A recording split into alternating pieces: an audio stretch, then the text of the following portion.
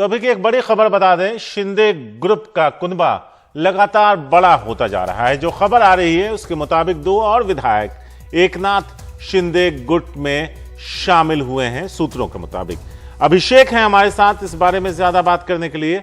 सीधे अभिषेक के पास चलते हैं। अभिषेक, केसरकर जैसा दावा कर रहे थे कि 2-3 और विधायक आ सकते हैं और हमारा आंकड़ा 50 को पार करेगा, शायद उसी दिशा में बढ़े 2 और कदम।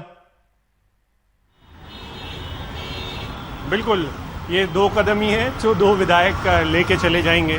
और अब तो फ्री फॉर ऑल टाइप का मसला है, यानी कि जिसे जहां जैसा जाना चाहता है, कोई रोक टोक नहीं है। आप हाथ हिलाते हुए इधर पर रहिए, हाथ हिलाते हुए वहां पर देखिए। गुवाहाटी में कोई फर्क नहीं पड़ रहा है एक तरीके से उद्धव ठाकरे कैंप को, क्योंकि लेजिस्लेटिव ग्रुप जो है, विधायिका ग्रुप, तो हाथ से 36 में भी वैसे ही जाता है, 38 में भी वैसे ही जाता है, 40 में भी वैसे जाता है।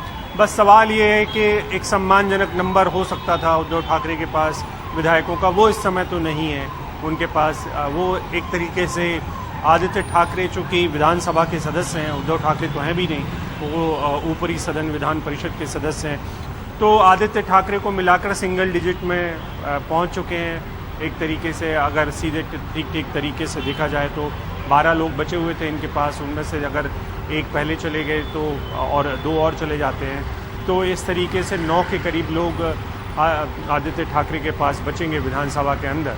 और ये एक बहुत छोटा सा नंबर है, इस नंबर के सहारे कुछ नहीं हो सकता है, ये बिल्कुल साफ है।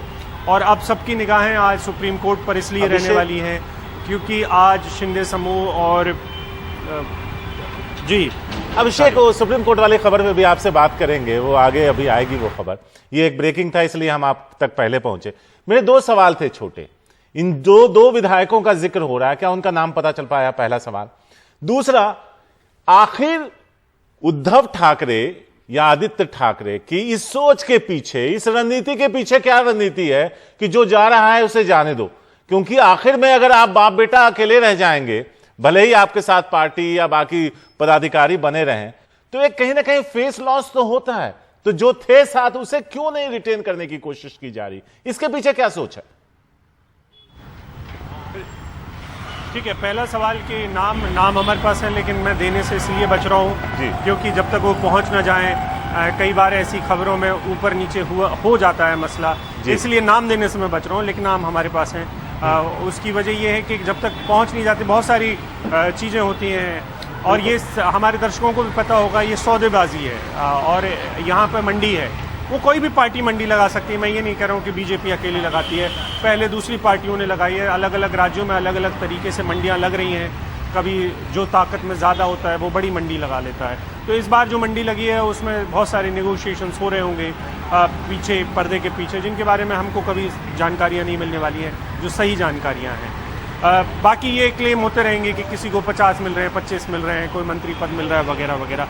लेकिन आपका दूसरा सवाल जो है कि रोकने की कोशिश क्यों नहीं हो रही है, रोकेंगे किसके सहारे? उसके लिए आपको मसल पावर चाहिए। यहाँ की जो स्टेट मशीनरी है वो आपको पूरी तरीके से माने। वैसे हालात भी नहीं बचे हुए हैं, कोई अपनी गर्दन नहीं फंसाना चाहता है। आप सबको पता है, हमारे दर्शकों को भी पता है कि जब ऐसी हालात में, जब पावर या जो सत्ता होती है वो फ्लूइड होती है, तरल होती है, तब सबसे ज़्यादा जो स्थिति देखने वाली होती है वो एग्जीक्यूटिव्स की देखनी होने वाली होती है, यानी कि IAS, IPS या स्टेट कार्डर के जो लोग हैं और उनके नीचे जो अहदेदार हैं, वो तमाम लोग अपने आप को अलग कर लेते हैं। वो कहते हैं कि जो हो रहा है वो पहले हो जाने देते हैं, क्योंकि वो नहीं डिस्टर्ब करना चाहेंगे किसी को, किसी के साथ जो आने वाली सत्ता है उसके समीकरण के हिसाब से खुद को बदलना चाहते हैं। और ये एक हकीकत है। ऐसे वक्त में लोग अपना हाथ खड़ा करके खड़े हो जाते हैं और वो नियमों की दुहाई देते हैं कि हम तो किस नियम के तहत लोगों के खिलाफ काम करें वगैरह वगैरह। आप देखिए कि अगर ये सत्ता पूरी होती तो यही लोग रोके जा सकते थे, इनको ये इनके इन प्रकार रोका जाता, पुलिस रोक सकती थी, बहुत सारी चीज़ें होती हैं। लेकिन यहाँ पर इस समय एग्जीक्यूटिव्स पहले ही हाथ खड़े कर चुके हैं। जो राज्य की मशीनरी है, एडमिनिस्ट्रेशन है, वो एक तरीके से अभी तटस्थ दिखाई दे रहा है। वो इसलिए क्योंकि उनको लगता है कि पावर बदल चुका है, सत्ता बदल चुकी है। ऐसे में यहाँ से मातोश्री से कोई भी आदेश लेने का कोई मतलब नहीं बनता है। और अभी भी पीछे तो बहुत सारी फाइलें जो बैकयार्ड में रखी होंगी, उनको कल क्लियर करने का भी उनके सामने चुनौती होती है कि कैसे जल्द से जल्द पुराने कामों को ख़त्म कर लिया जाए। तो ये है इस समय की हालत। ये जो 2 लोग हो जाते हैं उसके बाद जो आंकड़ा होगा शारिक, वो काफ़ी बड़ा हो जाएगा और इसके बाद आदित्य ठाकरे और उद्धव ठाकरे के पास विकल्प नहीं है।